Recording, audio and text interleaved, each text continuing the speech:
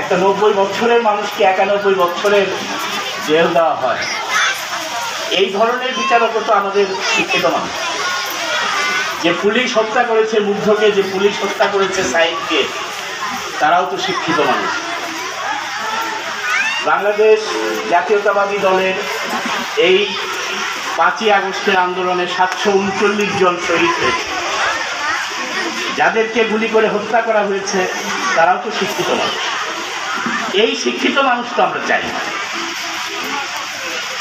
এই জায়গাটাতেই আমাদের নজর দিতে হবে। এখানে যারা স্যারেরা আছেন, যারা আমাদের মাদ্রাসার শিক্ষকরা আছেন, এই জায়গাতে আমাদের জোর দিতে হবে যে ওই শিক্ষিত মানুষ আমরা চাই না, যে শিক্ষিত মানুষ আসলে মানুষ হয় না।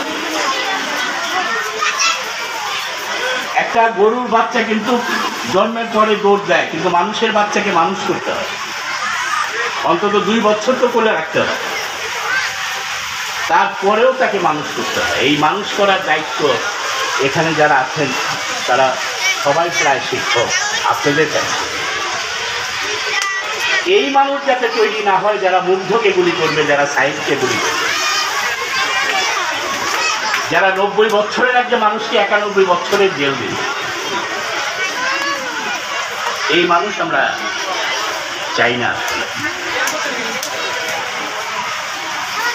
এইখানে উন্নয়নের কথা বলেছেন, আসলে আমাদের যতটুকু আমরা সম্মিলিতভাবে চেষ্টা করতে হবে উন্নয়নের জন্য। এটা কারো একার কাজ না। এখানে আমাদের জাতীয়তাবাদী দলের সভাপতি আছেন, সাহেব আছেন, আমাদের শিক্ষক, এই রাস্তাটা শিখিয়েছে, এই রাস্তার কাজে